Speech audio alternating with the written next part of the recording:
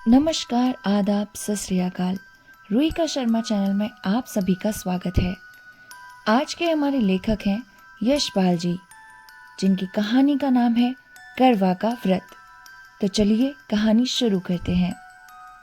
कन्हैया लाल अपने दफ्तर के हमजोलियों और मित्रों से 2-3 बरस बड़ा ही था, परंतु ब्याह उनका उन लोगों के बाद हुआ। उसके बहुत अनुरोध करने पर भी साहब ने उसे ब्याह के लिए सप्ताह भर से अधिक छुट्टी न दी थी। लौटा तो उसके अंतरंग मित्रों ने भी उससे वही प्रश्न पूछे जो प्राय ऐसे अवसर पर दूसरों से पूछे जाते हैं, और फिर वही परामर्श उसे दिए गए जो अनुभवी लोग नवविवाहितों को दिया करते हैं। हेमराज को कन्हैयालाल समझदार मानता था। हेमराज ने समझाया, बहू को प्यार तो करना ही चाहिए, पर प्यार से उसे बिगाड़ देना या सर चढ़ा लेना बिल्कुल भी ठीक नहीं। औरत सरकश हो जाती है और आदमी को उम्र भर जोरू का गुलाम बना रहना पड़ता है। उसकी जरूरतें पूरी करो, पर रखो अपने काबू में। मार पीर बुरी बात है, पर यह भी नहीं कि औरत को मर्द का डर ही ना रहे। डर उसे जरूर रहना चाहिए। मारे नहीं तो कम से कम गुर्रा तो जरूर दे। 3 बात मानो, 1 बात ना भी कर दो। यह न समझ ले कि जो चाहे कर या करा सकती है। उसे तुम्हारी खुशी नाराजगी की परवाह है। हमारे साहब जैसा हाल ना हो जाए तुम्हारा, ध्यान रखना। अरे मैं तो हैरान हो गया। एम्पोरियम से कुछ चीजें लेने के लिए जा रहे थे तो घरवाली ने पुकार कर पैसे लिए। बीवी ने कह दिया, कालीन इस महीने रहने दो, अगले महीने सही। तो भीगी बिल्ली की तरह बोले, अच्छा। अरे मर्द को रुपया पैसा तो अपने पास में रखना चाहिए। अरे मालिक तो मर्द है। कन्हैया के विवाह के समक्ष नक्षत्रों का योग ऐसा था कि ससुराल वाले लड़की की विदाई कराने के लिए किसी तरह तैयार नहीं हुए। अधिक छुट्टी नहीं थी, इसलिए गौने की बात फिर भी टल गई। एक तरह से अच्छा ही हुआ। हेमराज ने कन्हैया को लिखा पढ़ा दिया कि तुम पहले ऐसे मत करना कि वह समझे कि तुम उसके बिना रह नहीं सकते, या बहुत खुशामद करने लगो। अपनी मर्जी रखना, समझे। औरत और बिल्ली की जात एक। पहले दिन के व्यवहार का असर उस पर सदा रहता है। तभी तो कहते हैं, गुरबारा वरजोलो अव्वल कुश्तन। बिल्ली के आते ही पहले दिन हाथ लगा दे तो फिर रास्ता नहीं पकड़ती। और तुम तो कहते हो पढ़ी लिखी है, तो तुम्हें भी चौकस रहना चाहिए। पढ़ी लिखी यूं भी मिजाज दिखाती है। निस्वार्थ प्रेम भाव से हेमराज की दी हुई सीख कन्हैया ने पल्ले बांध ली। सोचा, मुझे बाजार होटल में खाना पड़े या खुद चौका बर्तन करने पड़े तो शादी का क्या लाभ। इसलिए वह लाजो को दिल्ली ले आया। दिल्ली में सबसे बड़ी दिक्कत मकान की होती है। रेलवे में काम करने वाले कन्हैया के जिले के बाबू ने उसे अपने क्वार्टर का एक कमरा दिया और रसोई की जगह सस्ते किराए पर दे दिया। सो 1.25 साल से मजे में चल रहा था। लाजवंती अलीगढ़ में 8वीं जमात तक पढ़ी थी। बहुत सी चीजों के शौक थे, कई ऐसी चीजों के भी जिन्हें दूसरों के घर की लड़कियों को या नई बिहाई बहुओं को करते देख मन माकर रह जाना पड़ता था। उसके पिता और भाई बड़े पुराने ख्यालों के थे। सोचती थी, ब्याह के बाद सही, लेकिन करूंगी जरूर। उन दिनों के लिए कन्हैया से कहती और उन चीजों के लिए भी। लाजो के कहने का ढंग कुछ ऐसा था कि कन्हैया का दिल इनकार करने को ना करता, पर इस ख्याल से कि वह बहुत सरकश ना हो जाए, 2 बात मानकर तीसरी पर इनकार भी कर देता। लाजो मुंह फुला लेती। लाजो मुंह फुलाती तो सोचती कि मनाएंगे तो मान जाऊंगी, आखिर तो मनाएंगे ही। पर कन्हैया मनाने की अपेक्षा डांट ही देता। एक आध बार उसे थप्पड़ भी चला देता। मनौती की प्रतीक्षा में जब थप्पड़ पड़ जाता तो दिल कटकर रह जाता। और लाजो अकेले में फूट फूट कर रोती। फिर उसने सोच लिया, चलो किस्मत में यही है तो क्या हो सकता है। वह हार मानकर खुद ही बोल पड़ती। कन्हैया का हाथ पहली 2 बार तो क्रोध की बेबसी में ही चल गया। जब चल गया तो उसे अपने अधिकार और शक्ति का अनुभव होने लगा। अपनी शक्ति अनुभव करने के नशे से बड़ा नशा दूसरा कौन होगा। इस नशे में राजा देश पर देश समेटते जाते थे। जमींदार गांव पर गांव और सेठ मिल और बैंक खरीदते चले जाते हैं। इस नशे की सीमा नहीं। यह चस्का पड़ा तो कन्हैया के हाथ उतना क्रोध आने की प्रतीक्षा किए बिना ही चल जाते। मार से लाजो को शारीरिक पीड़ा तो होती ही थी, पर उससे अधिक होती थी अपमान की पीड़ा। ऐसा होने पर वह कई दिनों के लिए उदास हो जाती। घर का सब काम करती, बुलाने पर उत्तर भी दे देती। इच्छा ना होने पर भी कन्हैया की इच्छा का विरोध ना करती, पर मन ही मन सोचती रहती, इससे अच्छा तो मर ही जाऊं। और फिर समय पीड़ा को कम कर देता था। जीवन था तो हंसने और खुश होने की इच्छा भी फूट ही पड़ती और लाजो हंसने लगती। सोच यह लिया था, मेरा पति जैसा है, जैसा भी है, मेरे लिए तो सब कुछ यही है। जैसे ये चाहता है वैसे ही मैं चलूं। लाजो के सब तरह अधीन हो जाने पर भी कन्हैया की तेजी बढ़ती ही जा रही थी।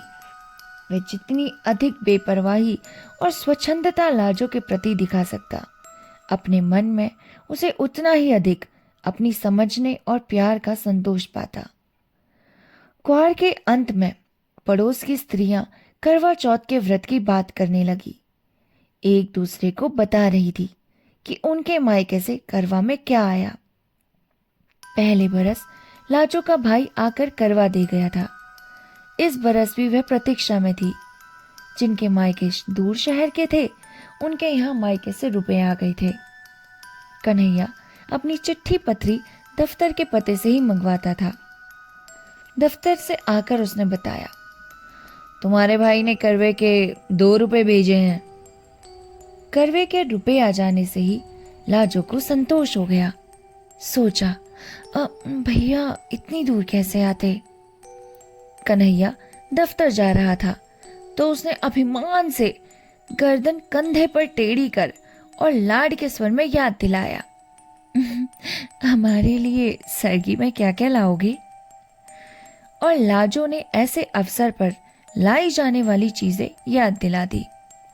लाजो पड़ोस में कह आई कि उसने भी सरगी का सामान मंगवाया है। करवा चौथ का व्रत भला कौन हिंदू स्त्री नहीं करती। जन्म जन्म यही पति मिले, इसलिए दूसरे व्रतों की परवाह नहीं करती। पढ़ी लिखी स्त्रियां भी इस व्रत की उपेक्षा नहीं कर सकती। अवसर की बात, उस दिन कन्हैया लंच की छुट्टियों में साथियों के साथ कुछ ऐसे काबू में आ गया कि 3.25 रुपए खर्च हो गए। फिर लाजो को बताया, सरगी का सामान घर नहीं ला सका। कन्हैया खाली हाथ घर लौटा तो लाजो का मन बुझ गया। उसने गम खाना सीखकर रूठना छोड़ दिया था, परंतु उस सांझ मुंह लटकाए ही गया। आंसू पोंछ लिए, बिना बोले चौके बर्तन में काम में लग गई। रात के भोजन के समय कन्हैया ने देखा कि लाजो मुंह सुजाए है, बोल नहीं रही, तो अपनी भूल कबूल कर उसे मनाने या कोई और प्रबंध करने का आश्वासन देने के बजाय उसने उसे डांट दिया। लाजो का मन और भी बंध गया। कुछ ऐसा ख्याल आने लगा, इन्हीं के लिए तो व्रत कर रही हूं और यही ऐसी रुखाई दिखा रहे हैं। मैं व्रत कर रही हूं कि अगले जन्म में भी इनसे ही ब्याह हो, और मैं सुहा ही नहीं रही हूं। अपनी उपेक्षा और निरादर में भी रोना आ गया। कुछ खाते ना बना, ऐसे ही सो गई। तड़के पुले पड़ोस में रोज की अपेक्षा जल्दी ही बर्तन भांडे खटकने की आवाज आने लगी। लाजो को याद आने लगा, शांति बता रही थी उसके बाबू सरगी के लिए फेनियां लाए हैं। तार वाले बाबू की घरवाली ने बताया था कि खोए की मिठाई लाए हैं। लाजो ने सोचा, इन मर्दों को ख्याल है ना कि हमारी बहू हमारे लिए व्रत कर रही है? इन्हें जरा भी ख्याल नहीं। लाजो का मन इतना खिन्न हो गया था कि सरगी में उसने कुछ भी ना खाया। ना खाने पर भी पति के नाम का व्रत कैसे न रखती। सुबह सुबह पड़ोस की स्त्रियों के साथ उसने भी करवे का व्रत करने वाली रानी और करवे का व्रत करने वाले राजा दोनों की प्रेयसी दासी की कथा सुनने और व्रत के दूसरे उपचार निभाए। खाना बनाकर कन्हैया लाल को दफ्तर जाने के समय खिला दिया। कन्हैया ने दफ्तर जाते समय देखा कि लाजो मुंह सुजाए है। उसने फिर डांटा, मालूम होता है 2-4 खाए बिना तुम सीधी नहीं होगी। राजो को और भी रुलाई आ गई। कन्हैया दफ्तर चला गया। वह अकेली बैठी कुछ देर रोती रही। क्या जुल्म है, इन्हीं के लिए तो व्रत कर रही हूं और इन्हें गुस्सा ही आ रहा है। जन्म जन्म ये ही मिले इसीलिए मैं भूखी मर रही हूं। बड़ा सुख मिल रहा है ना, अगले जन्म में और बड़ा सुख देंगे। यही जन्म निभाना मुश्किल हो रहा है। इस जन्म में तो इस मुसीबत से मर जाना अच्छा लगता है। दूसरे जन्म के लिए भी वही मुसीबत पक्की कर रही हूं। लाजो पिछली रात भूखी थी, बल्कि पिछली दोपहर के पहले ही कुछ खाया था। भूख के मारे कुड़मुड़ा रही थी और उस पर पति का निर्दयी व्यवहार। जन्म जन्म कितने जन्म तक उसे ऐसा व्यवहार सहना पड़ेगा। सोचकर लाजो का मन डूबने लगा। सर में दर्द होने लगा तो वह धोती के आंचल सर बांधकर खाट पर लेटने लगी तो झिझक गई। करवे के दिन बांध पर नहीं लेटा या बैठा जाता। वह दीवार के साथ फर्श पर ही लेटी रही। लाजो को पड़ोसनों की पुकार सुनाई दी। वे उसे बुलाने आई थी। करवा चौथ का व्रत होने के कारण सभी स्त्रियां उपहास करके भी प्रसन्न थी। आज करवे के कारण नित्य की तरह दोपहर के समय सीने पिरोने काढ़ने बुनने का काम किया जा सकता नहीं था। करवे के दिन सुई सलाई चरखा छुआ नहीं जाता। काज से छुट्टी थी और विनोद के लिए ताश या जुए की बैठक जमाने का उपक्रम हो रहा था। वे लाजो को भी उसी के लिए बुलाए आई थी। सर दर्द और मन के दुख के कारण लाजो नहीं जा सकी। सिर दर्द और बदन टूटने की बात कहकर वह टाल गई। फिर सोचने लगी, ये सब तो सुबह सर ही खाए हुए हैं, जान तो मेरी ही निकल रही है। फिर उसने अपने दुखी जीवन के कारण मर जाने का ख्याल आया और कल्पना करने लगी, करवा चौथ के दिन उपहास किए कि मर जाए तो इस पुण्य से जरूर ही यह पति अगले जन्म मिले। लाजो की कल्पना बावली हो उठी। वह सोचने लगी, अगर मैं मर जाऊं तो इनका क्या है, और ब्याह कर लेंगे। जो आएगी वह भी करवा चौथ का व्रत रखेगी। अगले जन्म में दोनों का इन्हीं से ब्याह होगा। हम सौत बनेंगी। सौत का ख्याल उसे और भी बुरा लगा। फिर अपने अपने समाधान हो गया, नहीं, पहले मुझसे ब्याह होगा। मैं जब मर जाऊंगी तो दूसरी से होगा। अपने उपवास के इतने भयंकर परिणाम की चिंता में मन अधीर हो उठा। भूख अगुल अलग व्याकुल किए था। उसने सोचा, क्यों मैं अपना अगला जन्म भी बर्बाद करूं। भूख के कारण शरीर निढाल होने पर भी खाने को मन नहीं हो रहा था, परंतु उपवास के परिणाम की कल्पना से मन क्रोध से जल उठा। वह उठ खड़ी हुई। कन्हैया लाल के लिए सुबह उसने जो खाना बनाया था उसमें से बची 2 रोटियां कटोरदान में पड़ी थी। लाजो उठी और उपवास के फल से बचने के लिए उसने मन को वश में कर 1 रोटी रूखी ही खा ली और 1 गिलास पानी पीकर लेट गई। मन बहुत खिन्न था। कभी सोचती, ठीक ही तो किया, अपना अगला जन्म क्यों बर्बाद करूं। ऐसे पड़े पड़े झपकी आ गई। कमरे के किवाड़ पर धम धम सुनकर लाजो ने देखा, रोशनदान से प्रकाश की जगह अंधकार भीतर आ रहा है। समझ गई, दफ्तर से लौटे हैं। उसने किवाड़ खोले और चुपचाप एक और हट गई। कन्हैया लाल ने उसकी तरफ क्रोध से देखा। अब तक पारा नहीं उतरा, मालूम होता है झाड़े बिना नहीं उतरेगी। लाजो के दुखे हुए दिल पर और चोट पड़ी और पीड़ा क्रोध में बदल गई। कुछ उत्तर ना दे वह घूमकर फिर दीवार के सहारे फर्श पर बैठ गई। कन्हैया लाल का गुस्सा भी उबल पड़ा। यह अकड़ है, आज तुझे ठीक कर देता हूं, उसने कहा और लाजो को बाह से पकड़ खींचते गिराते हुए 2 थप्पड़ पूरे हाथ के जोर से ताबड़तोड़ जड़ दिए और हाफते हुए लात उठाकर कहा, और मिजाज दिखा, खड़ी हो सीधी। लाजो का क्रोध भी सीमा पार कर चुका था। खींची जाने पर भी फर्श से नहीं उठी और मार खाने के लिए तैयार हो गई और चिल्ला कर कहा, मार ले, जान से मार डाल, पीछा छूटे, आज ही तो मारेगा। मैंने कौन व्रत रखा है तेरे लिए जो जन्म जन्म मार खाऊंगी, मार डाल। कन्हैया लाल का लात मारने के लिए उठा पांव अधर में ही रुक गया। लाजो का हाथ उसके हाथ से छूट गया। वह स्तब्ध रह गया। उसे समझ ही नहीं आ रहा था कि अब क्या करना है। मुंह में आई गाली भी मुंह में ही रह गई। ऐसे जान पड़ा अंधेरे में कुत्ते के धोखे जिस जानवर को मार बैठा था उसकी गुर्राहट से जाना कि वह शेर था या लाजो को डांट और मार सकने का अधिकार एक भ्रम था।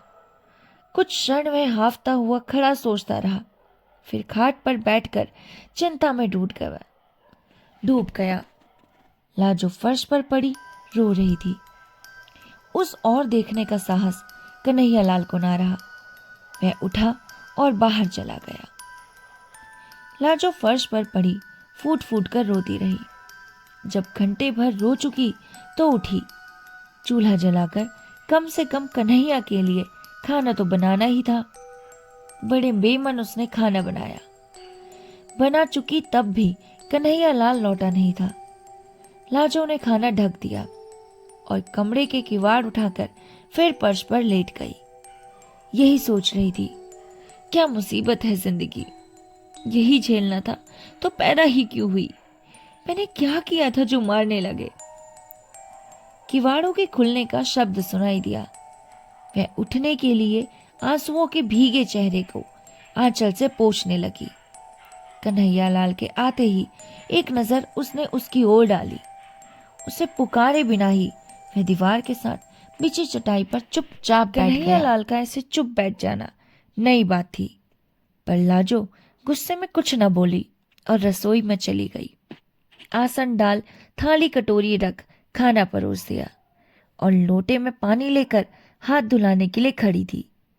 जब 5 मिनट हो गए और कन्हैया लाल नहीं आया तो उसे पुकारना पड़ा। खाना परोस दिया है। कन्हैया लाल आया तो हाथ नल से धोकर झाड़ते हुए भीतर आया।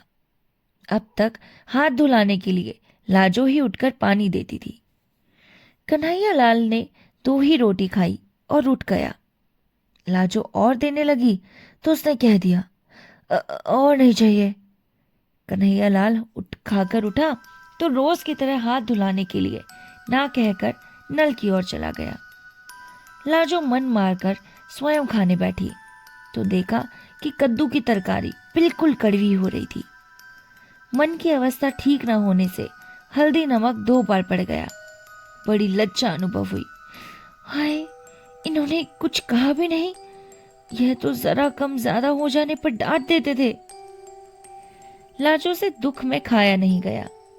यूं ही कुल्ला कर हाथ धोकर इधर आई कि बिस्तर ठीक कर दे, चौका फिर समेट देगी। देखा तो कन्हैया लाल स्वयं ही बिस्तर झाड़कर बिछा रहा था।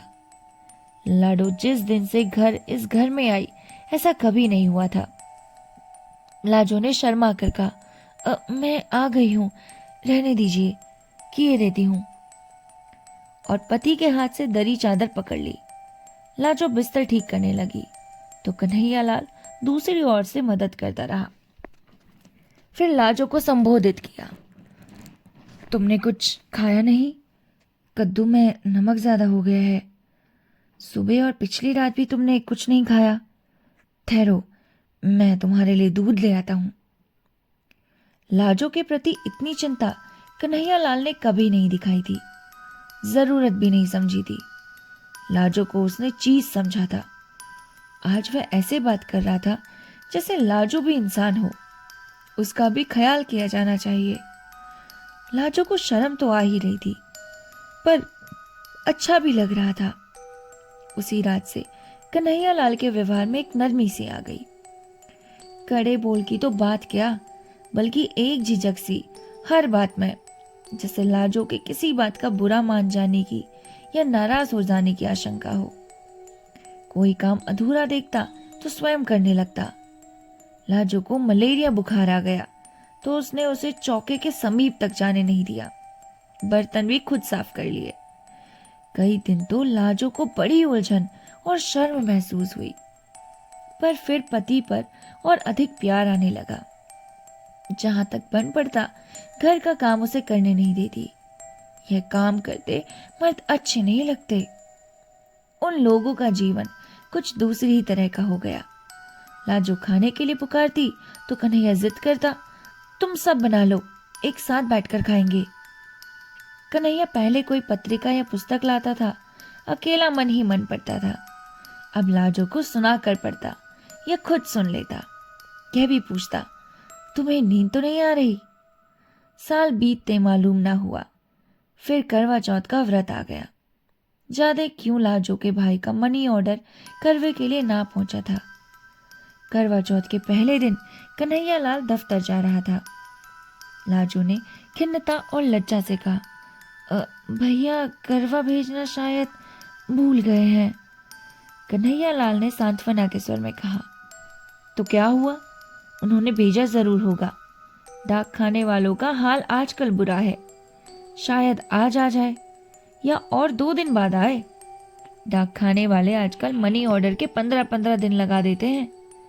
तुम व्रत उपवास के झगड़े में मत पड़ना, तबीयत खराब हो जाती है। यो कुछ मंगाना है तो बता दो, लेते आएंगे।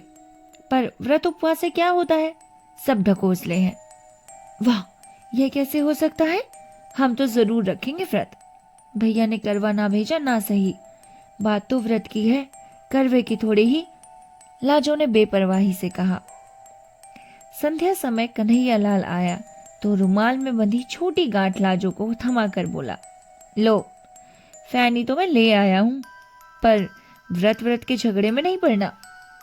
लाजो ने मुस्कुराकर रुमाल लेकर अलमारी में रख दिया। अगले दिन लाजो ने समय पर खाना तैयार करके कन्हैया को रसोई से पुकारा, आओ, खाना परोस दिया है। कन्हैया ने जाकर देखा, खाना एक ही आदमी के लिए परोसा था। और तुम? उसने लाजो की ओर देखा। वाह, मेरा तो व्रत है, सुबह सरगी भी खा ली, अभी तुम सो ही रहे थे। लाजो ने मुस्कुराकर प्यार से बताया। यह बात तो हमारा भी व्रत रहा, आसन से उठते हुए कन्हैयालाल ने कहा। लाजो ने पति का हाथ पकड़कर रोकते हुए समझाया, क्या पागल हो, कहीं मर्द भी करवा चौथ का व्रत रखते हैं? तुमने सरगी कहाँ खाई? नहीं नहीं, यह कैसे हो सकता है? कन्हैया नहीं माना। तुम्हें अगले जन्म में मेरी जरूरत है, तो क्या मुझे तुम्हारी नहीं है? या तुम भी व्रत न रखो आज? लाजो पति की ओर कातर आंखों से देखती हार मान गई। पति के उपास से दफ्तर जाने पर उसका हृदय गर्व से फूला नहीं समा रहा था। और कहानी यहीं खत्म हो जाती है। ये कहानी आपको कैसी लगी और आपने क्या सीखा इसमें से, आप हमें कमेंट करके ज़रूर बताइए। मिलते हैं आपसे नेक्स्ट कहानी के साथ। तब तक के लिए नमस्कार, अपना ख्याल रखिएगा।